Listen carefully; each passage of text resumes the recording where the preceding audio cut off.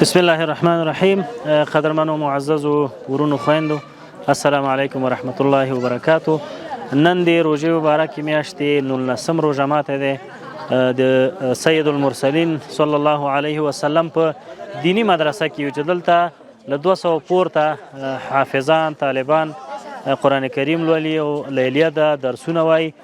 الحمدلله تانستیم که جای خوشی است که ما به خاطر سیر نمودن حافظان د قاریانو حافظانو او هغه بیچاره چې د لرې ولایتونو څخه راغلي دي او دلته لیلیه دي او پراته دي، یعنی اکثره وخت دوی دپاره صحیح غذا نه رسیږي او په خېټه هم ماړه نه دي. الحمدلله وموشو کولی چې دوی ته هغه ستاسو مرسته راوړو، روژه ماتې ورته برابر کړو. الله تعالی دې حاجي صاحب نه قبول کړي او الله تعالی دې د ملک باندې رحم وکړي او ټول مشکلات دې الله تعالی حل کړي. السلام علیکم ورحمت الله وبرکاته.